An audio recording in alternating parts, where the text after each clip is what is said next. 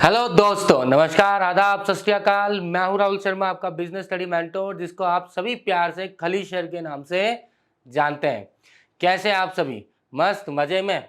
कैसा चल रहा है मौसम यार? थोड़ा मानसून वाला चल रहा है। जयपुर में अब थोड़ी सी बारिश होनी चालू हुई है। बड़ी गर्मी थी यार, बड़ी उमस हो रही है, पर अब धीरे धीरे जो सुबह उठते हैं तो सब मस्त माहौल बदलों का छाया हुआ होता है।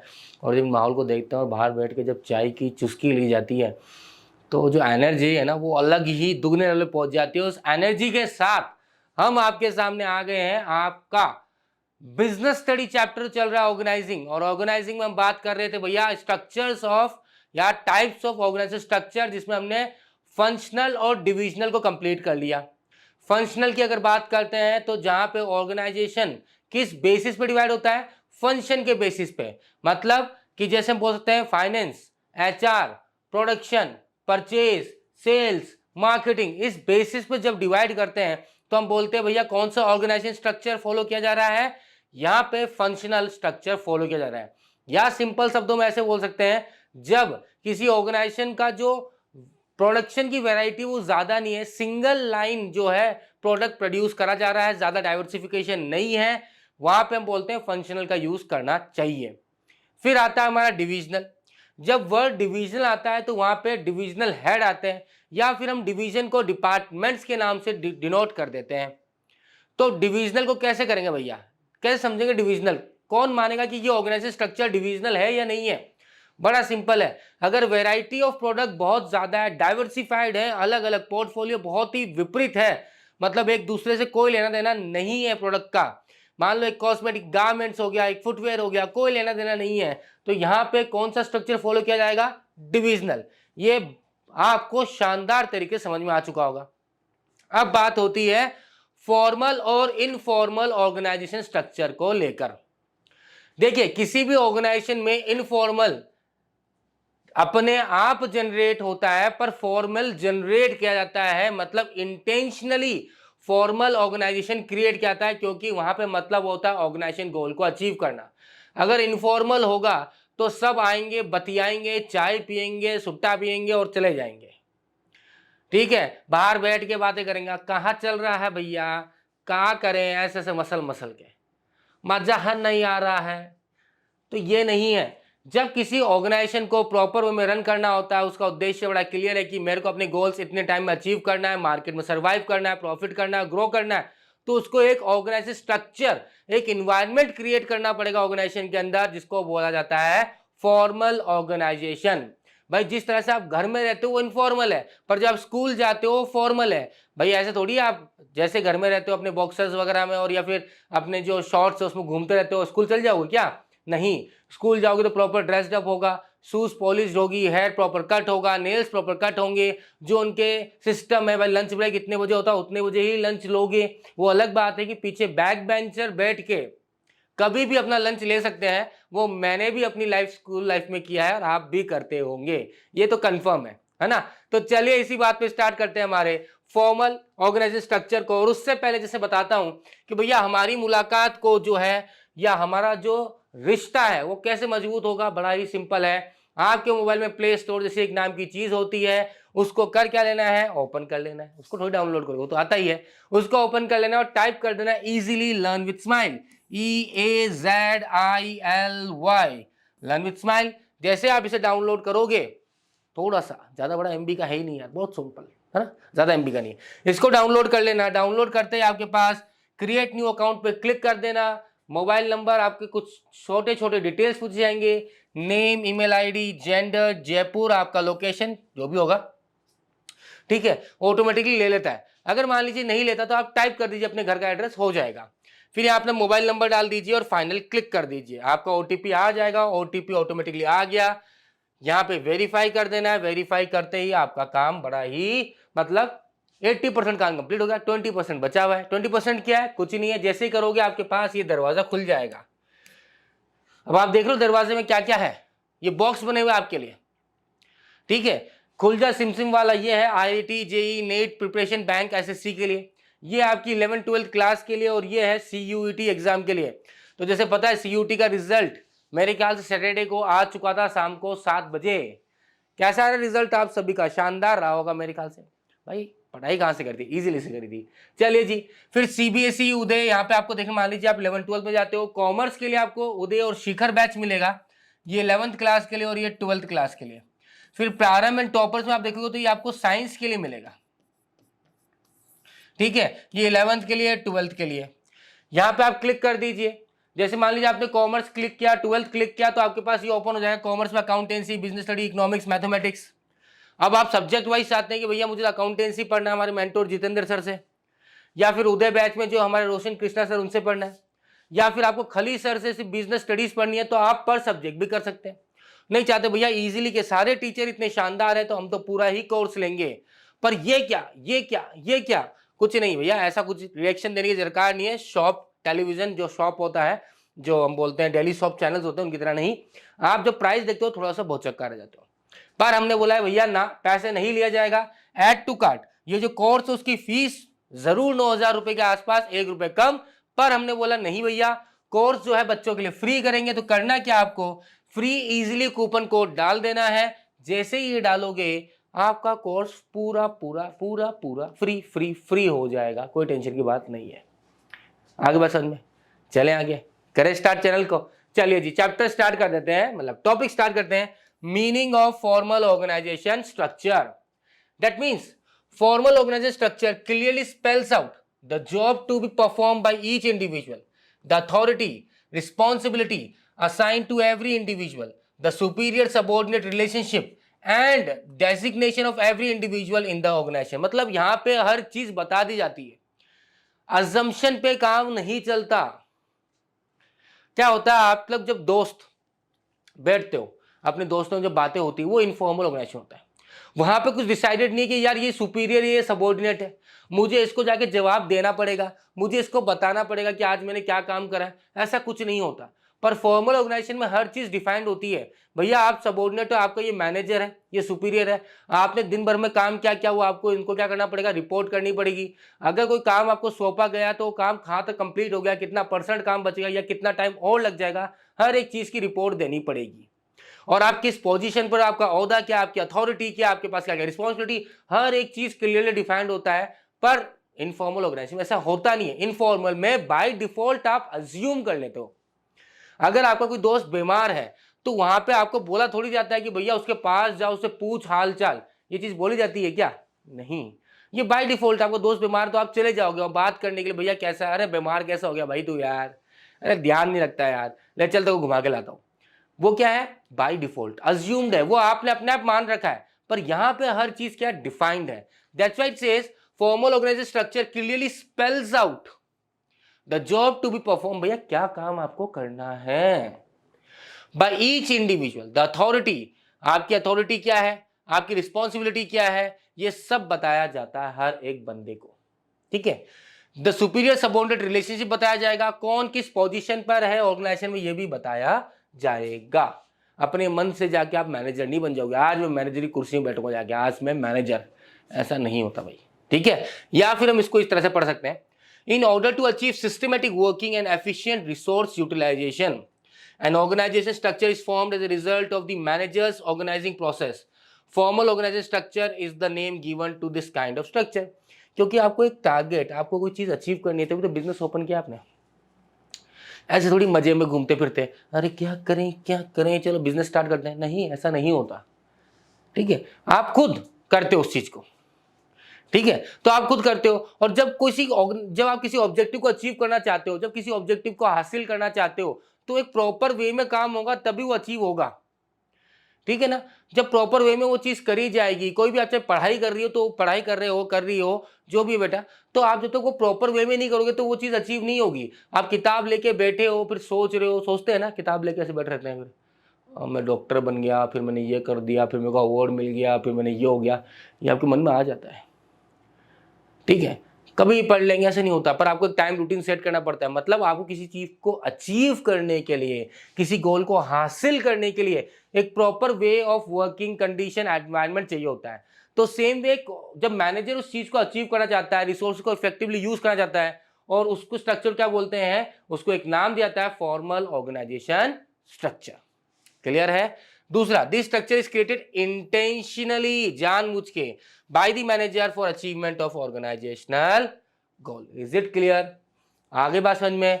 सीधे शब्दों के अंदर आप इसको याद कर लो, ब्लू लैंग्वेज इसलिए लिखा आप लोग के लिए मैंने कई चीजें, ठीक है। स्ट्रक्चर इंटेंशनली क्रिएट किया जाता है मैनेजर के द्वारा, क्यों भैया? गोल को अचीव करने के लिए। Is it clear? आगे बात समझ में? बैठ गई गणित, आगे चले क्या? चलो भैया। Next, features of formal organization. अब देखिए, फॉर्मल ऑर्गेनाइजेशन जैसे मैं कहता हूं कि अगर आपको उसका मीनिंग समझ में आ गया, उसकी बात समझ में आ गई, तो फीचर, एडवांटेज और डिसएडवांटेज हम कहीं ना कहीं लिंक करना चालू कर देंगे। जैसे कि ऐसे, पहला, formal organisation structure is created intentionally by the process of organizing. Clear है या नहीं है? कहां पढ़ा अभी भैया? सर आपने अभी डेफिनेशन और उसका मीनिंग समझाया, तब उसमें वो लाइन लिखी हुई थी डार्क कलर से कि भैया ये इंटेंशनली क्रिएट किया जाता है। दूसरा, purpose of formal organisation structure is achievement of organisational goal. कहां पढ़ा? अभी पढ़ा, अभी समझाया सर आपने, बड़ा मजा आ गया भैया। दो फीचर क्लियर हो गया, नहीं हुआ? दो फीचर क्लियर, मस्त सर, हो गए। In formal organisation structure each individual assigned a specific job. ये पढ़ा नहीं पढ़ा? बताइए भैया, पढ़ा नहीं पढ़ा? पढ़ा सर। पहला डेफिनेशन यही था कि स्पेसिफिकली सबको बताया जाता है भैया आप किस पोजीशन में हो, आपका वर्क क्या, आपकी अथॉरिटी क्या, आपकी रिस्पॉन्सिबिलिटी क्या है। तो हर एक पर्सन को असाइन किया जाता है, इंडिविजुअल जॉब असाइन किया जाता है, स्पेसिफिक जॉब असाइन किया जाता है जिससे गोल्स अचीव करे जा सके। In formal organization every individual assigned fix authority of decision making power. पढ़ा नहीं पढ़ा? पढ़ा। तो जैसे कि मैं ऐसा कहता हूं बेटा, अगर कंसेप्ट क्लियर है, अगर मीनिंग समझ में आ गया ना, फिर मतलब 80% चीजें कवर हो चुकी है। फिर तो उसको आपको क्या करना है? इलोबरेट करना है, उसको तोड़ना है, उसको तोड़ दो, cut cut cut cut cut तोड़ दो, तो क्या हो जाएगा? चीजें फीचर बन जाएगी, उसमें से एडवांटेज निकल जाएंगे, उसमें से डिसएडवांटेज निकल जाएंगे। Formal organisation structure result in creation of superior subordinate relationship.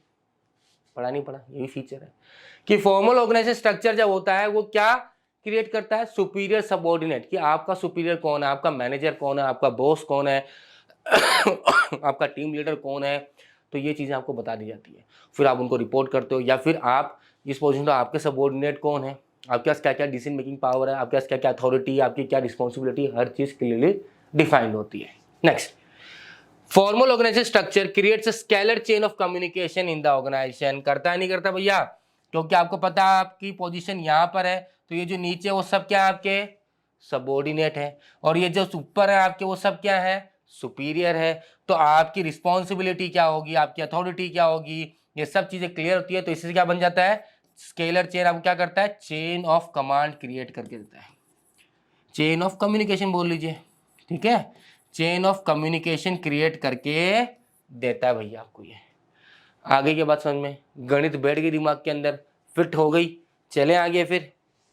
तो फीचर्स क्लियर हो गए, मीनिंग क्लियर हो गया, या हमसे क्या कहना चाहता है वो समझ में आ गया? आ गया सर। तो समझ में आ गया तो फिर मजे आ गए। चले आगे, चलिए जी।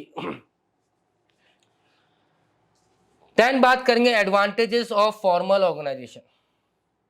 अब जैसे कि बात बोलता हूं कि जब आपके ये चीज समझ में आ जाती है कि उसकी मीनिंग क्या है, उसके फीचर्स क्या है, तो एडवांटेजेस बन सकते हैं नहीं बन सकते हैं? सोचो जरा, आप मेरे को सोच के बताओ अपने दिमाग के अंदर क्या क्या बन सकता है, फिर हम यही डिस्कस करते हैं क्या बन सकता है और क्या नहीं बन सकता। भैया सबसे पहली बात, हम करते ही क्यों ये फॉर्मल ऑर्गेनाइजेशन? बताइए जरा, क्यों करते हैं फॉर्मल ऑर्गेनाइजेशन? क्या करना है हमें? अचीव करना है। क्या अचीव करना है? गोल अचीव करना है, ठीक है। मतलब गोल ओरिएंटेड एक्टिविटी होती होगी। अब जब इफिशिएंट यूज ऑफ रिसोर्सेज, मतलब कि रिसोर्सेज वेस्ट नहीं हो, तो मतलब क्या होना चाहिए सबके बीच में? कोऑर्डिनेशन कहीं ना कहीं होना चाहिए। ये बात भी ठीक लग रही है। और क्या हो सकता है बताइए जरा, सोचिए सोचिए। सोच लिया? चलिए जी चेक कर लेते हैं। दैट इज सिस्टमेटिक वर्किंग, सही है सर। ऑर्गेनाइजेशनल गोल्स, सही है sir. No overlapping of work, क्योंकि सबको पता है क्या काम दिया गया क्या काम नहीं दिया गया, तो ये दो जने एक ही काम नहीं करेंगे, क्योंकि आपने काम इस तरह से डिस्ट्रीब्यूट कर दिया भैया। जैसे अब बात सीधी सी बात है, अब आपके जिसान सर मेंटोर है, वो 11th के पढ़ाते हैं, तो उनको फिक्स है वो 11th है, मैं 12th पढ़ाता हूँ। इस तरह से आपके रोशन कृष्णा सर है, वो 11th अकाउंटेंसी पढ़ाते हैं। जितेंद्र सर है जो आपके 12th अकाउंटेंसी पढ़ाते हैं। तो अब वो क्लियर हो गया, कि आपको क्या रोल प्ले करना है, आपका जॉब क्या है, आपकी रिस्पॉन्सिबिलिटीज क्या, आपकी अथॉरिटीज क्या है, क्या सब कुछ क्लियर हो गया, तो अब ओवरलैपिंग होगा क्या जिशान सर मेरी क्लास लेंगे मैं जिशान सर की क्लास लूंगा क्या? नहीं, ऐसा नहीं होगा। तो मतलब सब कुछ डिफाइंड है, क्लियर, तो ओवरलैपिंग नहीं होगा। कोऑर्डिनेशन बता चुका हूं, creation of chain of command, जैसे बताया कम्युनिकेशन, वैसे यहां क्रिएट होगा स्केलर चेन के थ्रू। मोर एम्फेसाइज ऑन वर्क, क्योंकि हम फॉर्मल ऑर्गेनाइजेशन क्रिएट ही क्यों करते हैं भाई? फॉर्मल ऑर्गेनाइजेशन क्रिएट क्यों करते हैं? इसका सिंपल सा रीजन यही है, क्या करने के लिए? Achievement of goal.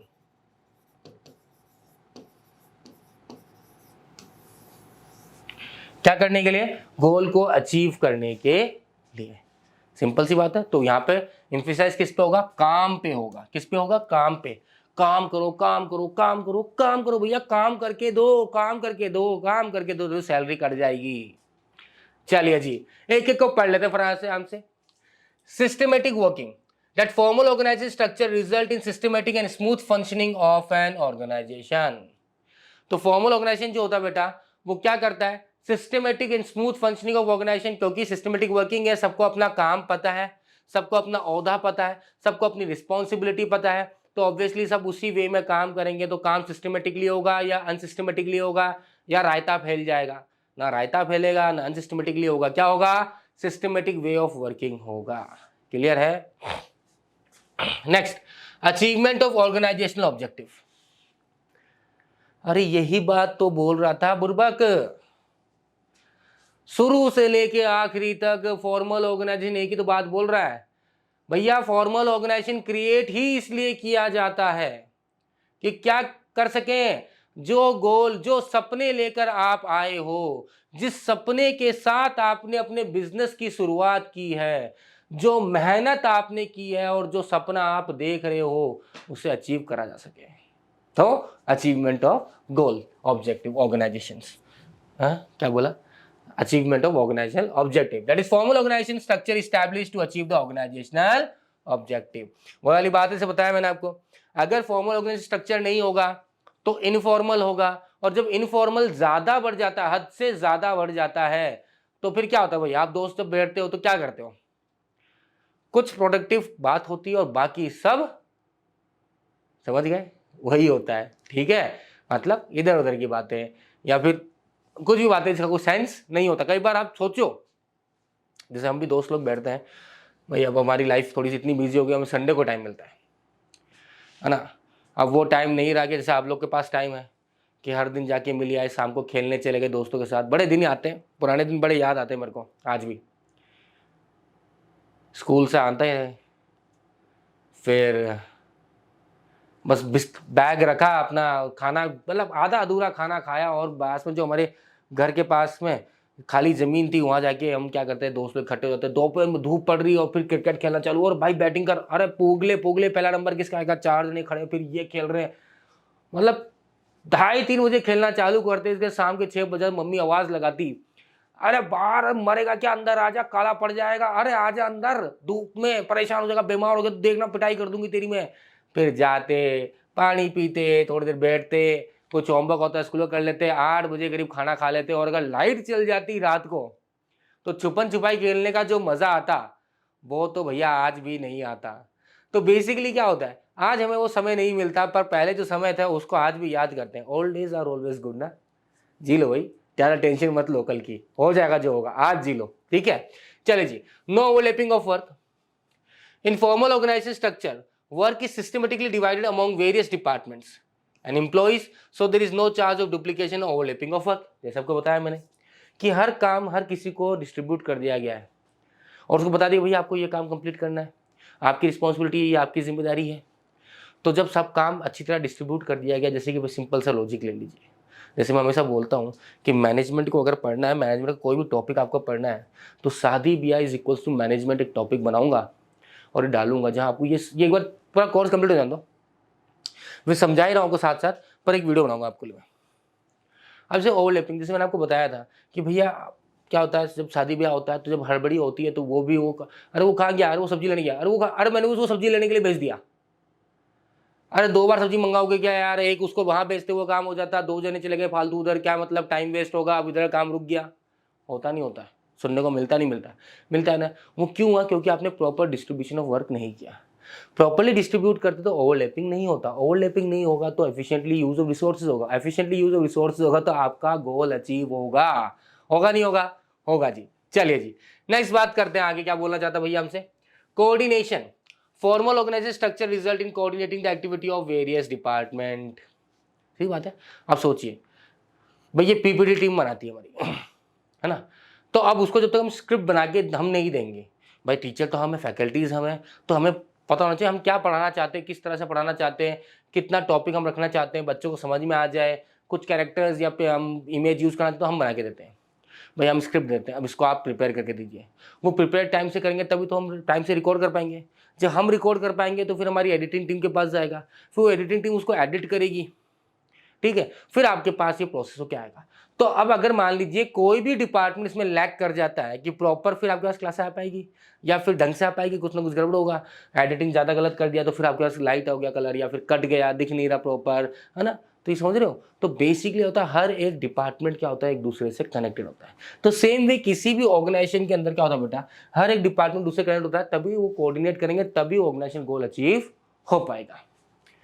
Creation of chain of command जिसे हमने पढ़ा, formal organization structure clearly defines superior subordinate relationship, who reports to whom, कौन किसको रिपोर्ट करेगा ये क्लियरली डिफाइंड होता है। ये चीज हम पढ़ चुके बेटा।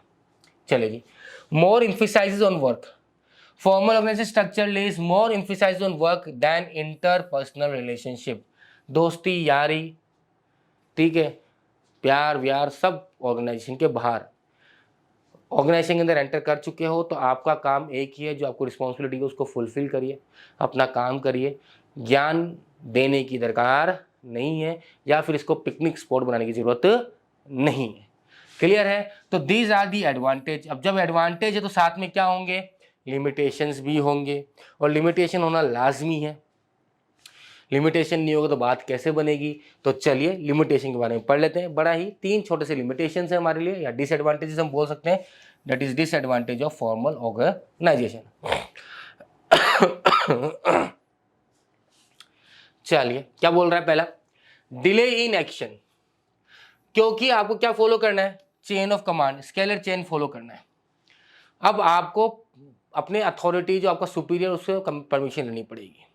अब वो कब परमिशन देता है कब नहीं देता, उसमें डिले हो जाता है तो आप एक्शन लेने में भी डिले कर जाओगे। फिर आपकी अपॉर्चुनिटी कई बार जो ग्रैब करनी चाहिए थी उस समय वो आप नहीं कर पाते, कई बार होता है, ठीक है, कई हर ऑर्गेनाइजेशन का पार्ट है। या फिर आप अपने घर में भी देख सकते हो कि वो डिसीजन अभी लेना था पर आपके फादर ने बोला हाँ मैं सोच के बताऊंगा, या कि मम्मी ने मैं शाम को पापा से पूछ के बताऊंगी। तो जब तक जो अपॉर्चुनिटी ग्रैब करनी थी वो चली जाती है, छूट जाती है आपके हाथ से। एंड देन क्या हुआ यार, ये स्ट्रक्चर कई बार हमारे लिए क्या करता है, प्रॉब्लम सिचुएशन क्रिएट कर देता है कि हमें उस समय ही डिसीजन लेना था। अगर वो ले लेते क्या पता है फायदा हो जाता, पर कई बार क्या होता है डिले इन डिसीजन होता है, क्योंकि अथॉरिटी सोचेगा, अथॉरिटी के पास जाएगी, अथॉरिटी उसका डिसाइड करेगा, वो प्रोज एंड कॉन्स देके उसके बाद डिसीजन देगा। जब आता है बोला अब क्या करूँ, चाटू उस बैठ के फेंक दे, मतलब ही नहीं है इसको रखने का, है ना। तो that's why the following the scalar chain और chain of command action get delayed in the formal organisation structure. Informal में जैसे देखते ना, जैसे एक बार बताता हूँ, मेरे हम लोग ये जॉब से पहले की बात है ना, कि जॉब में ऐसा ऑप्शन नहीं होता आपके पास, इतना आप इतने फ्री नहीं होते। जब मैं खुद का एक वेल सेटल बिजनेस था, तो एक दिन हम शाम को ऐसे दोस्त लोग बैठे हुए थे। मेरे जो फ्रेंड सर्किल है ऑलमोस्ट सारे बिजनेसमैन हैं और मतलब खुद के रन कर रहे हैं बिजनेस, और मैं भी अपना बिजनेस रन कर रहा था।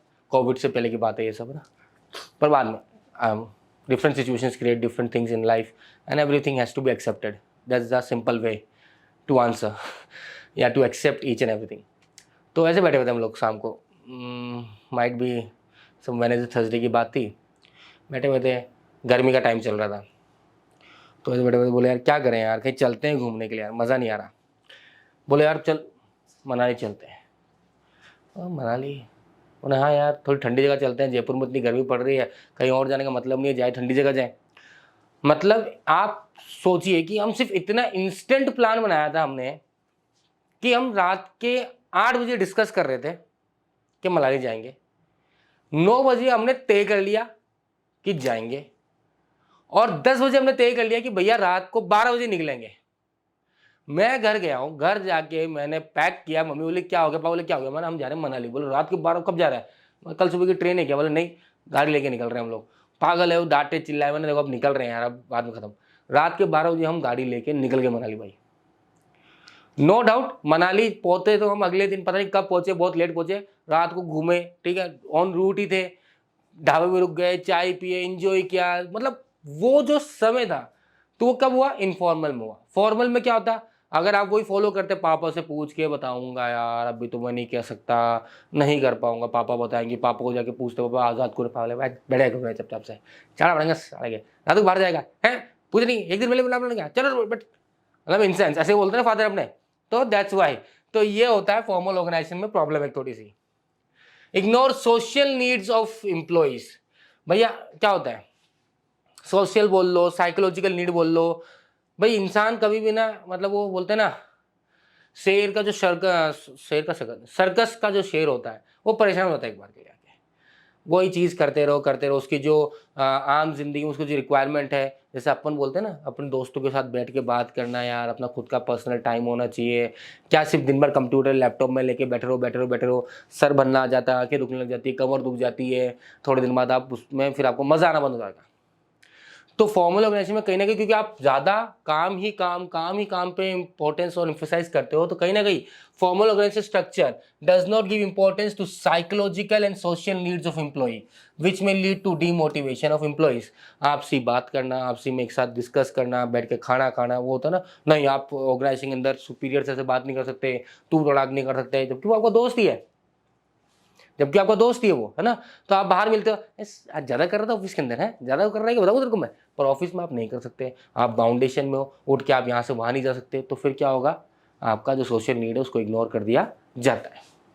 Next, emphasize on work only. Formal organization structure gives importance to work only. It ignores human relation activities and talent. ठीक है, तो आपके अंदर क्या टैलेंट है, आपकी क्या रिक्वायरमेंट है, आपकी क्या नीड्स है, कोई लेना देना नहीं है, काम कंप्लीट होना चाहिए, डेडलाइन आ चुकी है, डेडलाइन अगर कंप्लीट नहीं हुआ तो तुम्हारी नौकरी गई, या तुम्हारी सैलरी नहीं दूंगा इस बार की मैं। So these are the things। बहुत सारे रील्स आप इस पे देखते होगे, जब ऑफिस वाले कॉर्पोरेट एम्प्लॉइज अपनी रील्स डालते हैं, बताते हैं भाई साहब क्या क्या बीत रही है उनके साथ, तो यही चीज है भैया। तो इसके साथ हम बोल सकते हैं भैया हमारा फॉर्मल ऑर्गेनाइजेशन टॉपिक कंप्लीट हो गया, अब बचा इनफॉर्मल ऑर्गेनाइजेशन। फिर हम करेंगे कुछ और बातें। कैसी रही क्लास, कितना मजा आ रहा आपको मेरे साथ, जरूर कमेंट करके बताइए। Till then take care, bye bye.